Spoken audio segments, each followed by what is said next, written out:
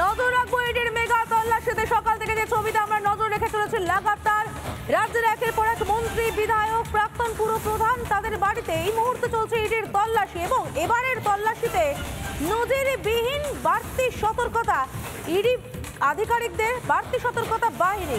দেখতে পাচ্ছেন সেই ছবি।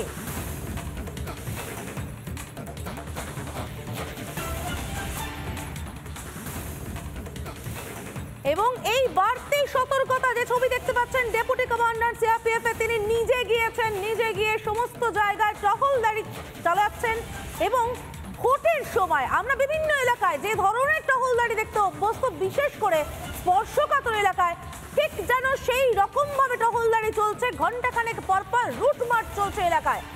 আমরা কথা বলেছিলাম বিজেপি নেতা সজল ঘোষের সঙ্গে, যিনি বলছেন যে বাড়তি সতর্কতা যাতে আরো একটা সন্দেশখালি না হয়। যদিও ইডির এই তল্লাশিতে পাত্তা দিতে নারাজ শাসক দল, তাদের বক্তব্য প্রহসন চলছে। শান্তনু সেন তৃণমূল সাংসদ, তিনি কি বলছেন শুনবো সজল ঘোষের বক্তব্য।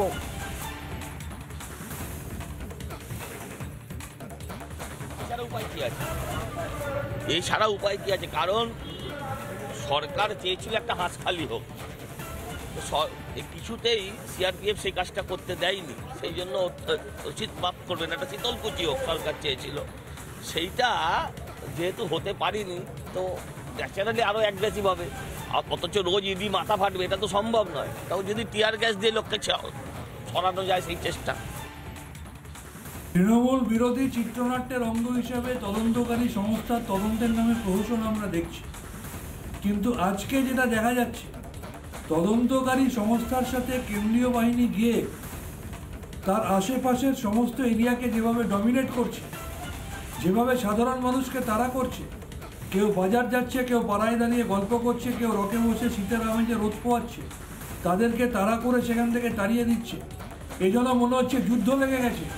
কেন্দ্রীয় বাহিনীর এই ধরনের তৎপরতা মণিপুরে দেখলে মণিপুরের এত মানুষ খুন হতো না। নির্বাচনের সময় এই ধরনের এরিয়া ডমিনেশন হয় না। আজকে তদন্তের নামে কেন্দ্রীয় বাহিনী যেভাবে এরিয়া ডমিনেশনের করার নাম নিয়ে যেভাবে সাধারণ মানুষকে ভীত সন্ত্রস্ত করছে, এটা অত্যন্ত অন্যায় এবং গর্হিত কাজ। তবে একের পর এক তল্লাশি চলছেই সুজিত বসুর দুটি বাড়ি, প্রথম বাড়ি, দ্বিতীয় বাড়ির ছবি দেখতে পাচ্ছেন। এছাড়াও কিন্তু শ্রীভূমি স্পোর্টিং ক্লাব, সুজিত বসুর অফিস, সর্বত্রই বাহিনী মোতায়েন রয়েছে। অন্যদিকে দেখতে পাচ্ছেন বিধায়ক তাপস রায়, তার বউবাজারের বাড়িতে ইডির হানা। উত্তর দমদমের প্রাক্তন পুর প্রধান সুবোধ চক্রবর্তী, তার বাড়িতেও ইডির তল্লাশি। আমাদের প্রতিনিধিরা লাগাতার সেই ছবি তুলে ধরছেন একের পর এক প্রতিনিধি। সকাল থেকে লাগাতার সেই তল্লাশির ছবি দেখতে পাচ্ছি আমরা। তল্লাশি চলছে অয়নশীলকে জেরা করার সূত্র ধরে, সূত্র মারফত সে খবরই পাচ্ছি আমরা। এই মুহূর্তে ঠিক কি ছবি উঠে আসছে আমরা দেখবো আমাদের প্রতিনিধিদের কাছ থেকে। আমাদের সঙ্গে রয়েছেন চার প্রতিনিধি। আমাদের সঙ্গে রয়েছেন সৈকত সুজিত বসুর বাড়ি থেকে, আনন্দমোহন রয়েছেন সুজিত বসুর আরো একটি বাড়ি থেকে, তাপস রায়, বিধায়ক তাপস রায় বাড়ি থেকে রয়েছেন এলিনা, এবং উত্তর দমদম পুরসভার প্রাক্তন পুর প্রধান সুবোধ চক্রবর্তীর বাড়ির সামনে থেকে রয়েছেন আমাদের প্রতিনিধি তুলিকা। আমি প্রথমেই চলে যাবো একটুখানি আনন্দমোহনের কাছে, সুজিত বসুর বাড়ির সামনে থেকে। আনন্দমোহন, সুজিত বসুর বাড়ির সামনে সকাল থেকে তল্লাশি চলছে, যে ছবি লাগাতার তুমি আমাদেরকে তুলে ধরছো, এই মুহূর্তে দেখতে চাইবো ঠিক কি পরিস্থিতি, কোনো আপডেট রয়েছে কি তল্লাশি নিয়ে?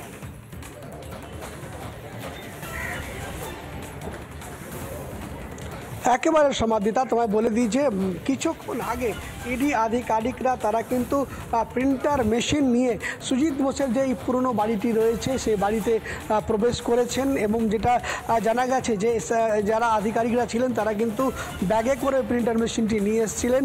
এবং ইতিমধ্যেই তুমি দেখতেই পাচ্ছ যে সকাল থেকে নিরাপত্তার যে ঘেরাটোপ পুরো সুজিত বোসের বাড়ি, শ্রীভূমি এলাকা, এবং মাত্র 20 মিটারের মধ্যেই কিন্তু রয়েছে তাদের সুজিত বোসের দুটো বাড়ি। সেই দুটো বাড়িতে কিন্তু কেন্দ্রীয় জওয়ান তারা কিন্তু পুরো নিরাপত্তার যে ব্যবস্থা সেটা কিন্তু কন্ট্রোল করে রেখেছেন, এবং তারা কিন্তু সকাল থেকে যেটা এই বাড়ি অর্থাৎ সুজিত বোসের যে পুরনো বাড়ির পাশাপাশি নতুন বাড়ি দুই জায়গায় কিন্তু তারা রয়েছেন উপস্থিত।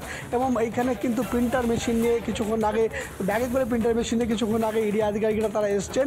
এবং যেটা হচ্ছে যে এই নিরাপত্তার যে তুমি আঁটো ব্যবস্থা সেটা তোমার আজকে চোখে পড়ছে। এবং যেটা ইডি ডিরেক্টর যখন এসেছিলেন কলকাতায় সিজিও কমপ্লেক্সে বৈঠক করেন, সেক্ষেত্রে ক্ষেত্রে অর্থাৎ বারবার করে হুমকি হচ্ছিল যে ইডি তদন্ত করতে গেলে মানুষ কিন্তু স্বতঃস্ফূর্ত আন্দোলন করতে পারে বা বিক্ষোভ দেখাতে পারে, সেটা যাতে না ঘটে বা না হয় তার জন্যই কিন্তু আজকে এই পরিমাণে অর্থাৎ বিপুল পরিমাণে কেন্দ্রীয় বাহিনীর জওয়ান তারা কিন্তু মোতায়েন রয়েছে।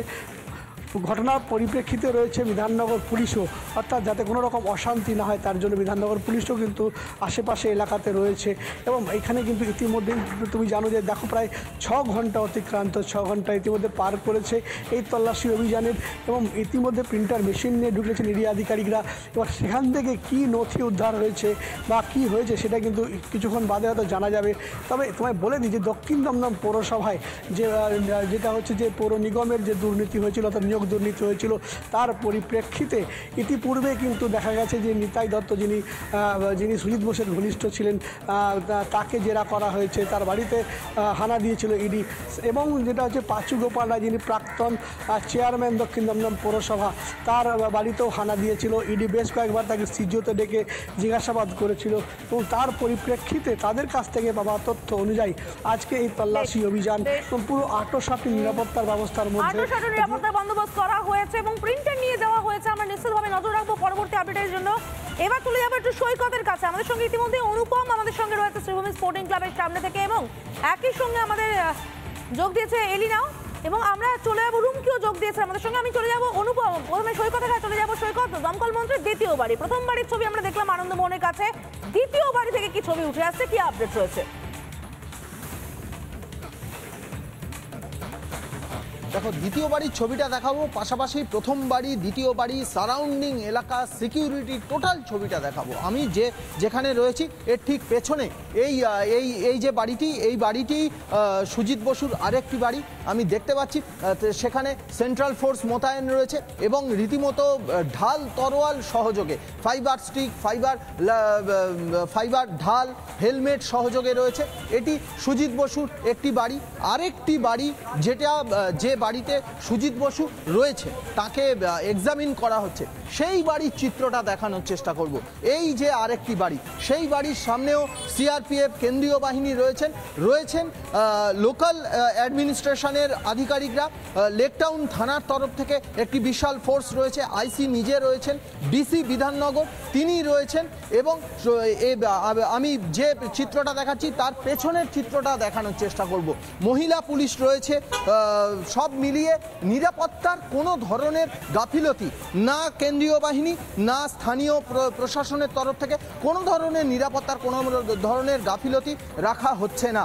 এবং স্থানীয় প্রশাসনের তরফ থেকে লেকটাউন থানার আধিকারিকরা মাঝে মধ্যেই ফোর্সের সঙ্গে কথা বলছেন, তারা তাদের নিজস্ব যে ডিউটি সেই ডিউটি বুঝিয়ে দিচ্ছেন। সব মিলিয়ে সন্দেশখালির ঘটনার থেকে শিক্ষা নিয়ে দ্বিতীয় আরেকটা সন্দেশখালি যাতে কোনোভাবেই যাতে না হয় সেই জন্য কেন্দ্রীয় বাহিনী তৎপর, যথেষ্ট সহযোগিতা করছে স্থানীয় পুলিশ।